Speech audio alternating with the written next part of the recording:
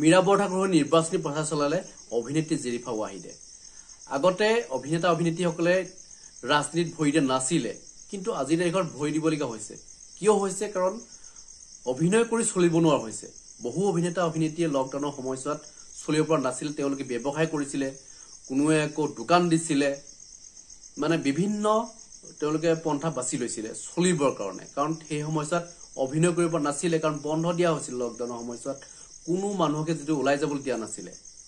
আৰু সেই সময়ছোৱাত বহু অভিনেতা অভিনেত্ৰীয়ে টকাৰ অভাৱৰ কাৰণে বিভিন্ন কাম কৰিবলৈ তেওঁলোকে হাতত লৈছিলে।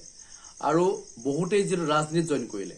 আপোনালোকে জানেই এনেকুৱা বহুত অভিনেতা অভিনেত্ৰী আছে, আপোনালোকে তেওঁলোকৰ নাম হয়তো জানে, মই নকলেও হ'ব। তাৰে মাজত জেৰিফা ৱাহিদো এগৰাকী অন্যতম অভিনেত্ৰী, যিগৰাকী অভিনেত্ৰীয়ে অসম জাতীয় পৰিষদত যোগদান কৰিছে। অসম জাতীয় পৰিষদৰ হৈ যিটো তেখেত নিৰ্বাচনী প্ৰচাৰ চলাইছিলে, আপোনালোকে জানে যে ৰুলিং জুটি হৈ প্ৰচাৰ চলাইছিলে। আৰু এতিয়া মীৰা বৰঠাকুৰক সহায় কৰিবৰ কাৰণে তেখেত আগবাঢ়ি আহিছে। কি কৈছে আজি জেৰিফা ৱাহিদে আপোনালোকক শুনাব বিচাৰিছো। যিসকলে আমি এটা বয়স পাৰ কৰি আহিছোঁ, তেওঁলোকে বিচাৰিছে যে তেওঁলোকৰ সন্তান, তেওঁলোকৰ নাতি সকলোৱে যেন এখন সুন্দৰ অসমত বসবাস কৰিব পাৰে। ভাল স্বাস্থ্য, শিক্ষা, এই সকলোবোৰে আমাৰ কাৰণে থাকে। কিন্তু আজি এনেকুৱা এটা দিন আহি পৰিছে য'ত আমি কেৱল এটা বস্তুলৈ খুব ব্যস্ত হৈ আছো, সেইটো হ'ল আমি কি ধৰ্মৰ মানুহ। কোনোবা মুছলমান, কোনোবা হিন্দু, কোনোবা খ্ৰীষ্টিয়ান, কোনোবা শিখ। এইবোৰ সৰু কাৰণে মই আগতকৈ বহুত বেলেগ নহয়, মই একেবাৰে বেলেগ নহয়। আমিও মিডিল ক্লাছ ফেমিলি, মই সন্তান। মোৰ দেউতা চাকৰিয়াল আছিল, মোৰ মাও তেওঁ বিজনেছ আছিল, তেওঁ বিজনেছ কৰিছিল।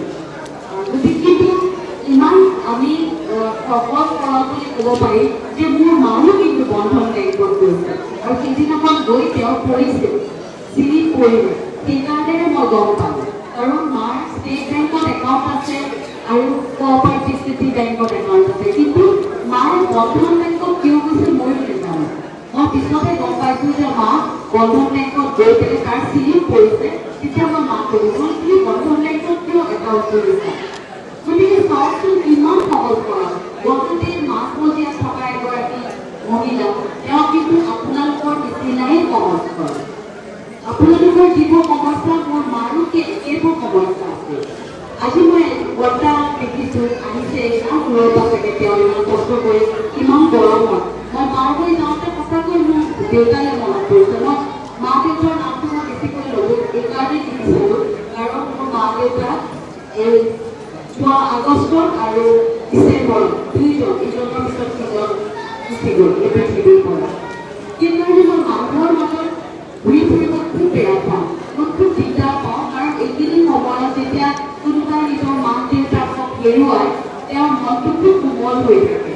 আৰু যেতিয়া দেউতাৰ নিচিনা বা মাৰ নিচিনা কাৰোবাক দেখোঁ, এটি বয়সৰ দেখোঁ, এটি চেহেৰা দেখোঁ, খুব কষ্ট হয় আমাৰ, সাংঘাতিক কষ্ট।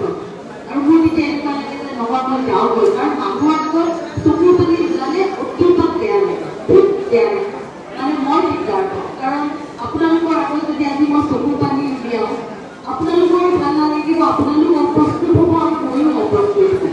কিন্তু আজি আমি ইয়ালৈ অহাৰ এটাই কাৰণ, যেনেকৈ আপোনালোক আহিছে, আপোনালোকৰ হাত চাপৰি, আপোনালোকৰ ইয়াত উপস্থিতি, আপোনালোকৰ আশীৰ্বাদ, এইখিনিয়ে আমাক সহায় কৰিব।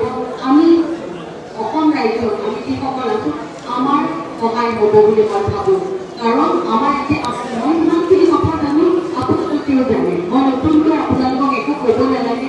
আৰু বিশিষ্ট ব্যক্তিসকলে যিসকলে এতিয়া ইয়াৰ আগতে বক্তব্য দাঙি ধৰিছে, তেওঁলোকে ইমান সুন্দৰকৈ, ইমান সহজ সৰল ভাষাত কথাবোৰ আপোনালোকক কৈছে। আৰু এই কথাখিনি আপোনালোকে মই ভাবোঁ যে সঁচাকৈ উপলব্ধি কৰিছে, নহয় জানো? নহ'লে ইমান কষ্টত, ইমান গৰমত আপোনালোকেনো কিয় বহি থাকিব ইয়াত? তাৰোপৰি মই বৰ্তাক তাকে দেখিছোঁ, খোজকাঢ়ি আহিবলৈ লাঠি লৈ তেওঁ আহিছে, কিন্তু আহিছে। তেওঁ ইমান অসম দেখিছে, কিমান পুৰণি অসম এখন দেখিছে। আৰু যেতিয়া তেওঁ এইখন অসম দেখে, মোৰ বিশ্বাস যে তেওঁৰ খুব দুখ লাগে, খুব খং উঠে, আৰু তেওঁৰ মনৰ ভিতৰত সুখ থাকে। মই এজন বৰ্তা লগ পাইছিলোঁ এবাৰ আমাৰ এখন মিটিঙত। তেওঁৰ 98 years old, 100 বছৰ হ'বলৈ মাত্ৰ 2 বছৰ বাকী আছে। ইমান সুন্দৰ তেখেতে লিখে, আৰু ইমান সুন্দৰ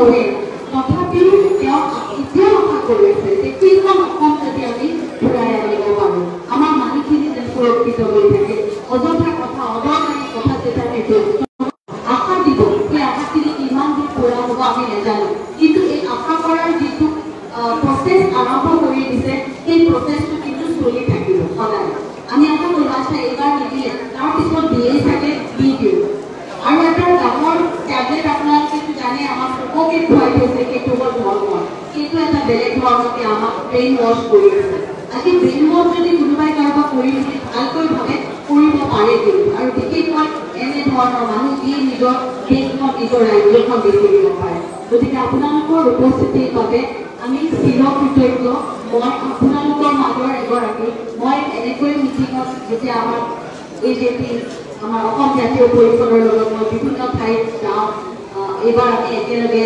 সকলোৱে একলগ হৈছোঁ তেতিয়া বহুত কথা জানিব পৰা যায় জীৱনটোৰ বিষয়ে আমি জানিব পাৰোঁ আৰু আমি জানিব পাৰোঁ যে আমাৰ নিজৰ ভৱিষ্যত আমাৰ ৰাজ্যখন আমাৰ যিবোৰ অধিকাৰ সেই সকলোবিলাকৰ বিষয়ে আমি অৱগত হয় নে নহয় গতিকে সকলোৱে মোতকৈ জ্ঞানী আপোনালোকে বহুত কষ্টও দেখিছে কাৰণ বহুত বস্তু আমাৰ জেগাই জেগাই নাই যিবিলাকৰ কাৰণে আমাৰ বহুত অসুবিধা হয় গতিকে আপোনালোকে এইবাৰ খুব ভাবি চিন্তি আপোনালোকক ভোটদান কৰিব মই তাকে আপোনালোকৰ লগত ওচৰত অনুৰোধ কৰিছোঁ আৰু আশা কৰিছোঁ সকলোৱে যে সুস্বাস্থ্য